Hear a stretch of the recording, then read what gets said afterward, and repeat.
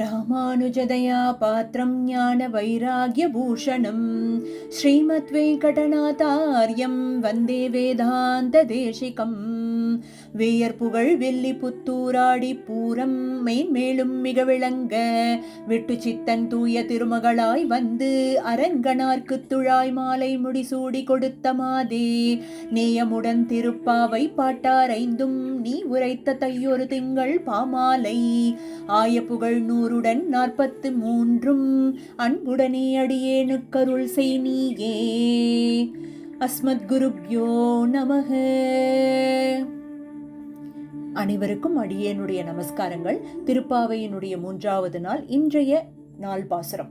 ஓங்கி உலகளந்த உத்தமன் பேர்பாடி நாங்கள் நம் பாவைக்குச் சாற்று நீர் ஆடினாள் தீங்கின்றி நாடெல்லாம் திங்கள் மும்மாறி பெய்து ஓங்கு பெருஞ் சென்னல் ஊடுகயல் உகள பூங்குவளை போதில் பொறிவண்டு கண்படுப்ப தேங்காதே புக்கிருந்து சீர்த்த முளைபற்றி வாங்க குடம் நிறைக்கும் வள்ளல் பெரும் பசுக்கள் நீங்காத செல்வம் நிறைந்தேலோர் எம்பாவாய். அதாவது வைகுந்தம் புகுவது மன்னவர் விதியே. பாப புண்ணியங்களை தொலைத்து விரஜையில் நீராடி வைகுந்த மாநகருக்கு இந்த முக்த ஜீவன் புகுவதுங்கிறது விதிக்கப்பட்ட விதியே. ஒவ்வொருத்தரும் அந்த நித்திய ஆனந்தத்தில் திளைக்கும் நாளை சிந்திக்க வேண்டும் அப்படின்னு தான் நாச்சியார் நம்ம கிட்ட இருந்து எதிர்பார்க்கிறா. அதற்கான முயற்சியில் தான் நம் கோதா நாச்சியாரும் இறங்கி இருக்கா இல்லையா? நேற்று மார்கழி விரதத்திற்கான செய்யக்கூடியது என்ன, செய்யக்கூடாதது என்ன அப்படிங்கறத அனுபவிச்சோம். அடுத்து வரக்கூடிய பாசுரங்கள். இன்றைய பாசுரமானது வாமனனை ஓங்கி உலகளந்த உத்தமன் என்று நாச்சியார் போற்றுகின்றாள். வாமனாவதாரத்தை கொண்டாடும் வகையில் அமைய பெற்றிருக்கு இந்த பாசுரம். கண்ணனை அடைய வேண்டும் என்பதுதான் கோபிகைகளினுடைய இலக்கு. ஆனால் மழையை காரணமாக வைத்து ஆரம்பிக்கப்பட்ட நோன்பில்லையா? அப்போ ஊராருக்கு மழை பெய்தே ஆக வேண்டும், கோபிகைகளுக்கு கண்ணனை அடைந்தே ஆக வேண்டும் அப்படிங்கிறத மனசுல வச்சுண்டு திரிவிக்ரமாவதாரத்தை பாடுகிறாள் நாச்சியார். இந்திரனுக்கு நாட்டை மீட்டு கொடுத்த வந்த ஒரு உத்தமன் அவன். கொடுத்தே பழக்கப்பட்ட கை இல்லையா பெருமாளுக்கு? மகாபலியிடம் யாச்சகம் பெறுவதா? பெருமாள் தன்னை குறைத்து கொண்டு லோகக்ஷேமத்தை கையில் எடுத்த பெருமாள் உத்தமனே அப்படின்னு இந்த இடத்துல சொல்றா. அவனுடைய பேர்பாடி ஓங்கி உலகளந்த உத்தமன் பேர்பாடி என்றால் பெருமாள் வாமனனாக வந்து திரிவிக்ரமனாக ஓங்கி உலகளந்தான் இல்லையா? அவனுடைய நாமங்களை பாடிக்கொண்டே இருக்க வேண்டும். நம் பாவைக்கு சாற்று நீர் ஆடினாள் அப்படின்னு இந்த இடத்துல ஒரு வார்த்தையை குறிப்பிடுகிறார். 2-3 பாசுரங்களில் நம் பாவைக்கு அப்படிங்கிற ஒரு வார்த்தையை நம் கோதா நாச்சியார் குறிப்பிட்டிருப்பா. அதாவது இந்த வார்த்தை என்ன சொல்ல வரா? இங்க ஆண்டாள் நாச்சியார் சொல்ல வருவது தன்னுடைய பாவை நோன்பு கண்ணனை அடைய, மழைக்கு அல்ல. ஆனால் ஊருக்கு மழை பெய்யணுமே, சந்தேகம் வந்துடும் இல்லையா? ஊரார்களுக்கு மும்மாறி பெய்ய வேண்டும், மாதம் மும்மாறி பெய்ய வேண்டும், தீங்கின்றி நாடெல்லாம் அதுக்கு தான் சொல்றா. 3 மழைகள் பெய்ய வேண்டும், யாருக்கும் எந்தவித அழிவையும் அது கொடுக்க கூடாது, செழிப்பாக நன்றாக இருப்பதற்காக மழை பெய்ய வேண்டும், நாடெல்லாம் பெய்ய வேண்டும், அனைவருக்கும் பெய்ய வேண்டும், லோகம் எங்கும் பெய்ய வேண்டும் அப்படின்னு சொல்றா. நெற்பயிர்கள் நன்கு வளர வேண்டுமா? எப்படி வளரணும்னு கேட்டா தென்னை மரம் ஆலமரம் போல நெற்பயிர்கள் வளர வேண்டுமா? என்ன ஆசை பாருங்களே. கழனிகள்ல மீன்கள் துள்ளி விளையாட வேண்டுமா? அவ்வளவு செல்வ செழிப்போட இருக்க வேண்டுமா கழனிகள்லாம். குவளை புஷ்பங்களில் உள்ள வண்டுகள் நன்கு உறங்க வேண்டுமா?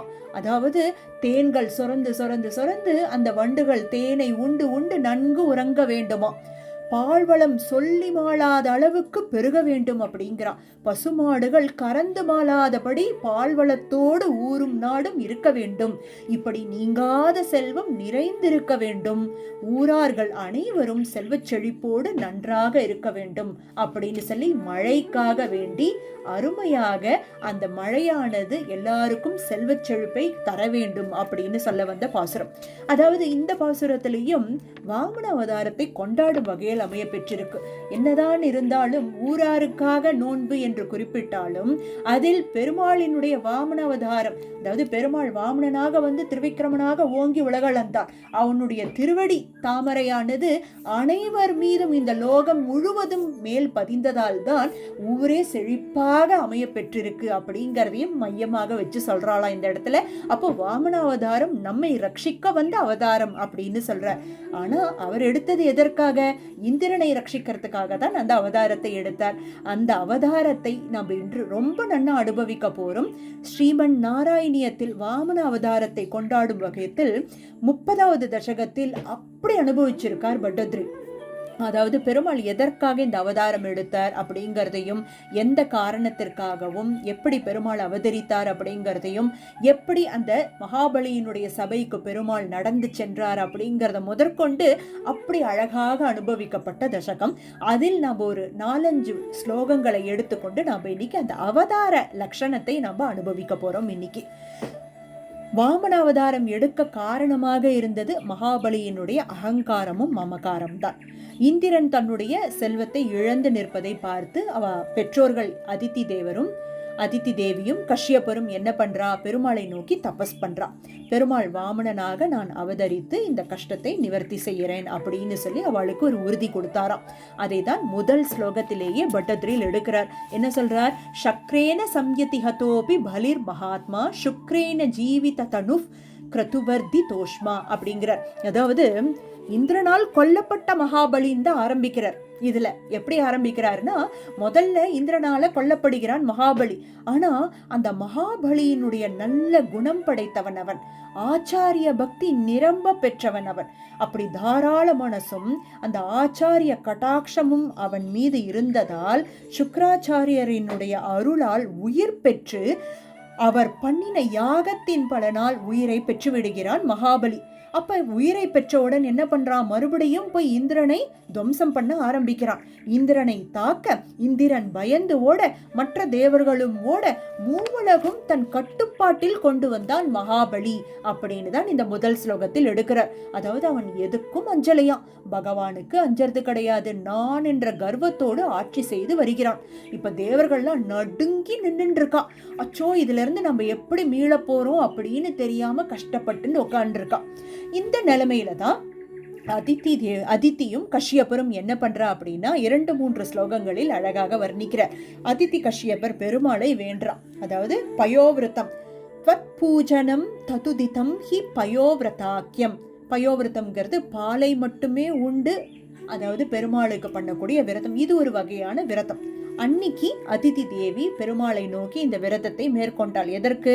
இந்திரன் இப்போ வெளியில நிக்கிறான், தன்னுடைய செல்வங்கள் எல்லாத்தையும் இழந்து கஷ்டப்பட்டு நிற்கும் பொழுது பெருமாளை நோக்கி தபஸ் பண்றா. அப்ப பெருமாள் இந்த விஷயத்தை அறிந்து, நான் கண்டிப்பாக இந்த கஷ்டங்களை தீர்த்து வைப்பேன், வாமனனாக அவதரிப்பேன் அப்படின்னு உறுதியளித்து, இந்த விஷயத்தை நீங்க ரகசியமாக வைத்துக் கொள்ளணும் அப்படிங்கிறதையும் அந்த இடத்துல ரொம்ப குறிப்பிட்டு சொல்றார் பட்டத்ரில் அப்படின்னு அதித்திக்கும் கஷ்யப்பருக்கும் பெருமாள் சொல்றாராம். அப்படி அந்த அதித்தி கஷ்யப்பருக்கு உத்தரவிட்டு பெருமாள் நான் வர நேரத்தில் கண்டிப்பாக ரட்சிப்பேன் அப்படின்னு சொல்லி முடிக்கிறார். 4வது ஸ்லோகத்தில் அவதார கிரமத்தை வர்ணிக்கிறார். அதாவது எப்படி குருவாயூரப்பனே அன்னைக்கு வாமனனாக அவதரித்தான் அப்படிங்கறத சொல்றார். துவம் குருவாயூரப்பா, நீ கஷ்யப்ப முனிவர் தபஸில் ஈடுபட்டு இருக்கும் பொழுது அவருக்குள் ஆவிர்பவித்து அதித்தியின் கர்ப்பத்தில் நுழைந்தாய் அப்படின்னு 4வது ஸ்லோகத்துல வர்ணிக்கிறார். பிரணுதோ விதாத்ரா அப்படின்னா தேவர்களை ரட்சிக்க நீ வரப்போறியா அப்படின்னு தெரிஞ்ச உடனே பிரம்மதேவனும் தேவர்களும் அப்படியே மகிழ்ச்சியில சந்தோஷத்துல உன்னை கைகூப்பி துதிச்சாலாம் 2 பேருமே அப்படிங்கறதோட முடியறது. அப்போ 4வது ஸ்லோகத்தில் அவர் அவதரிக்கக்கூடிய நாளும் வந்திற்று அப்படிங்கிறார். அந்த இடத்துல எப்படியானா பெருமாள் ஸ்ரவண நட்சத்திரம் கூடிய சுபதினத்தில் சுக்லபக்ஷ துவாதசி தினத்தில் அபிஜித் முகூர்த்தத்தில் ஈன்றெடுத்தால் அதித்தி தேவி. அப்பா, தேவரீர் எப்படி பிறந்தேள் தெரியுமா? அதாவது குருவாயூரப்பனே சாக்ஷாத் வாமனனாக அன்னைக்கு அவதாரம் எடுத்தேள். எப்படி அவதாரம் எடுத்தேல்னா வைஷ்ணவனுக்கே உண்டான லட்சணத்தோடு திவ்யமங்கள ரூபத்தோடு நன்றாக வெளிப்படுத்தும் வகையில் தோன்றினீரே அப்படின்னு சொல்லி பட்டத்ரியில் குருவாயூரப்பனை பார்த்து சொல்ற. சாக்ஷாத் நாராயணனாகவே அவதரித்தாராம் பெருமாள். அதுதான் பிராசூதச்ச பிரகட வைஷ்ணவ திவ்ய ரூபம் சா துவாதசி ஸ்ரவண புண்ணிய தினே பவந்தம் அப்படின்னு சொல்றார். கிருஷ்ணாவதாரத்துல பெருமாள் எப்படி தோன்றினாரோ அதே சர்வ லட்சணங்களோடு பெருமாள் வாமனனாகவும் தோன்றினாராம். 4 கைகளோடு சங்கு சக்கரம் கதை தாமரைன்னு பட்டு பீதாம்பரம் கட்டிண்டு தாமரை கண்களோடு நீலமேக வண்ணனாக மகர குண்டலங்களோடு ஒளிவீசும் திருமுக மண்டலத்தோடு ஸ்ரீவத்சம் என்னும் மருவில் மகாலட்சுமி தாயாரோடு கைவளை என்ன தோள்வளை என்ன திருமுடியில் கிரீடத்தோடு இடுப்பில் ஒட்டியானம் கூடி திருவடியில் சிலம்புகளோடு வனமாலை அணிந்து கொண்டு கௌஸ்துபமணிகளோடு இந்த மாதிரி ஒரு பிரகட வைஷ்ணவ திவ்ய ரூபத்தோடு அவதரித்தீரே குருவாயூரப்பா அப்படின்னு சொல்லி ஸ்ரீமன் நாராயணனே சாக்ஷாத் அன்னைக்கு வாமனனாக அவதரித்தான். நாராயணனாகவே பிறந்த பெருமாள் உடனே என்ன பண்றாரா, குள்ள வாமனனாக தன்னை மாற்றிக்கொள்கிறார் பெருமாள். எதற்காக? லோகக்ஷேமத்திற்காக. அப்போ அப்படியே குருவாயூரப்பன் சாக்ஷாத் வாமன ரூபியாக பட்டதிரிலுக்கு காட்சி கொடுக்கிறாராம். எப்படிங்கிறத அந்த 5வது ஸ்லோகத்துல எப்படி சொல்றாருன்னா, வடுரூபம் எடுத்துக்கொண்டு நீ எனக்கு காட்சி கொடுக்கிறியேப்பா, துவம் தக்ஷனே படுதமம் வடுரூப மாதாஹா அப்படிங்கிற பெருமாள் அங்க குருவாயூரப்பன் உடனே வாமனனாக பட்டதிரில் முன்னாடி காட்சி கொடுத்தாராம். எப்படி அங்க நாராயணனாக பிறந்து தன்னை குள்ள வாமனனாக மாற்றிக்கொண்டாரோ, இங்கு குருவாயூரப்பன் தன்னை வாமனனாக மாற்றிக்கொண்டு அன்னைக்கு பட்டதிரிலுக்கு முன்னாடி காட்சி அளித்தாராம். இது 5வது ஸ்லோகத்துல சொல்லி அனுபவிக்கிறார். 6வது ஸ்லோகத்துல அதி ஆச்சரியமாக அனுபவிக்க வேண்டிய ஸ்லோகம். எப்படி வாமனமூர்த்தி மகாபலியின் சபைக்கு நடையெடுத்தார் அப்படிங்கறத அனுபவிக்கிறார். தேவர்கள் இந்த அவதாரத்தை பார்த்து கொண்டாடின்னு இருக்கலாம். சரி, இதுக்கு நம்ம ஏதாவது பண்ணியே ஆகணுமே, ஏன்னா தன்னுடைய கஷ்டங்களை மீட்கதற்காக தான் பெருமாள் இந்த அவதாரமே எடுத்திருக்கார் அப்படிங்கறத தெரிஞ்சுண்டு ஒவ்வொருத்தரும் ஏதாவது ஒரு காணிக்கைகளை கொண்டு போய் பெருமாள்கிட்ட சமர்ப்பிக்கணும் அப்படின்னு அப்படியே வரிசையில நிக்கிறாளாம். தாவத் அந்த நேரத்தில் வாமனமூர்த்தியா காட்சியளிக்கும் பெருமாளுக்கு பிரஜாபதி முகைஹி பிரம்மா முதற்கொண்டு உபநீய உனக்கு உபகாரங்கள் கொண்டு சமர்ப்பணம் செய்தா அப்படின்னு சொல்றா. யார் யாரெல்லாம் என்னென்ன கொடுத்தான்னு கேட்டா அதி ஆச்சரியமாகவும் ரசிக்கும்படியாகவும் இருக்கு. பிரம்மா கமண்டலத்தை கொண்டு வந்து கொடுத்தாராம். சப்த ரிஷிகள் தர்பப்புள்ள வந்து கொடுத்தாளாம். அதிதி தேவி கௌபீனம்ங்கிற ஒரு விஷயத்தை கோமணத்தை கொண்டு வந்து கொடுத்தாளாம். கஷ்யப்பர் வந்து மௌஞ்சி அப்படின்னு சொல்லக்கூடிய முஞ்சி கயிறு, இடுப்பில் அணியக்கூடிய பிரம்மச்சாரிகள் அணியக்கூடிய அந்த கயிற்றை கொண்டு வந்து கொடுத்தாராம். சோமன் என்ற தேவன் வந்து பலாச தண்டத்தை கொண்டு வந்து கொடுத்தாராம். பூமி தேவி என்ன பண்ணாலாம், மால் தோலை சமர்ப்பித்தாலாம். எதற்காக மான் தோல் அப்படின்னு பார்த்தா, யாச்சகம் பெற மகாலட்சுமி தடையா இருக்காளே, பெருமாளுடைய நித்தியம் வசித்து கொண்டிருக்கக்கூடிய அந்த ஸ்ரீ மகாலட்சுமி தாயாரை மறைக்கும் விதத்தில் மான் தோலை அணிந்தாராம் பெருமாள். இப்படி அதை கொண்டு கொடுத்தது யாரு? பூமி தேவி கொண்டு கொடுக்கிறாளாம். சரஸ்வதி தேவி அக்ஷவலயாதிபிகி அப்படின்னு சொல்லக்கூடிய ஜபமாலையை கொண்டு சமர்ப்பணம் பண்றா. இப்படி பல தேவதைகள் ஒவ்வொருத்தரும் ஒவ்வொன்னா குட்டி குட்டி குட்டி குட்டியா விஷயங்கள் எல்லாத்தையும் கொண்டு ஆராதிக்கப்பட்டு ரிஷிகள் உடனே ஜாத கர்மா செய்து வாமனமூர்த்தியினுடைய தேஜஸை பார்த்து உடனே உபநயனம் பண்ணிடுறாளாம். அப்படி ஏன்னா அப்பேற்பட்ட தேஜோமயமா இருக்காராம் பெருமாள். தேவகுருவான ப்ரஹஸ்பதி பூணலை அணிவித்தார். அப்போ சூரியனே பக்கத்துல நின்றுண்டு காயத்ரி மந்திரத்தை உபதேசம் செய்து இப்படி ஒளிவீசும் திருமேனியோடு விளங்கினாராம் பெருமாள். அப்படியே சாக்ஷாத் அப்படியே ஸ்ரீமன் நாராயணனே வாமனமூர்த்தியாக காட்சியளித்து ஒரு பிரம்மச்சாரியாக காட்சியளித்தாராம் பெருமாள். உடனே அக்னி காரியத்தையும் முடித்து எல்லா வேலையும் வந்த அந்த அவதாரத்துக்கான வந்த விஷயங்கள் எல்லாத்தையும் பார்த்து முடிச்சு உடனே அக்னி காரியத்தையும் முடித்து பிரம்மச்சாரி பிக்ஷை எடுக்க வேண்டாமா, அந்த பிக்ஷ பாத்திரத்தை வந்து குபேரன் அளிக்க அந்த முதல் பிக்ஷையை பார்வதி தேவியும் சமர்ப்பித்தாளாம். அப்படிங்கறத அதி ஆச்சரியமாக 5-6 ஸ்லோகங்களில் வர்ணிக்கிறார் பட்டதிரில். ஸ்தவம் பிராஸ்திதா பலி கிருகம். இப்படி இந்த மாதிரியான ஒரு என்ன சொல்றது தேஜோமயமா இருக்கக்கூடிய வாமனமூர்த்தி பலியினுடைய அந்த சபைக்கு நடையெடுக்கிறார். இப்போ இப்படி கடமைகளை முடித்து அடுத்த கடமையை செய்வதற்காக கிளம்பினாராம் பெருமாள். பலியின் கிரகத்தை நோக்கி அவன் நடத்தும் அஸ்வமேத யாகத்திற்கு சென்றாராம் பெருமாள். எதற்காக? இந்திரனை ரட்சிப்பதற்காக, அதித்திக்கும் கஷ்யப்பருக்கும் கொடுத்த வாக்கை நிறைவேற்றுவதற்காக வாமனமூர்த்தியாக அந்த சபையை நோக்கி சென்றார் அப்படின்னு சொல்லி அதி ஆச்சரியமாக இந்த 30வது தசகத்தில் அனுபவிக்கப்பட்டிருக்கு. ஆக இன்னைக்கு நம்ம திருப்பாவையில் அனுபவித்தது ஓங்கி உலகளந்த உத்தமன். அந்த உத்தமன் யார்? வாமன அவதாரம் தான். வாமனனாக வந்து திரிவிக்ரமனாக ஓங்கி உலகளந்தான். இருந்தாலும் வந்த வாமனமூர்த்தி உத்தமனே அப்படின்னு தான் கொண்டாடுறா நம் கோதானாச்சியார். அதே மாதிரி இங்க 30வது தசகத்துல வாமனமூர்த்தியினுடைய அந்த அவதார மகிமையை பற்றி, அவதாரத்தையும் பற்றி அதி ஆச்சரியமாக கொண்டாடப்பட்டிருக்கார் நம் பட்டத்ரில். இப்படி இரண்டுமே வாமனமூர்த்தியின் பெருமைகளை சொல்ல வந்த ஒரு பாசுரமாக அமைய பெற்றிருக்கு.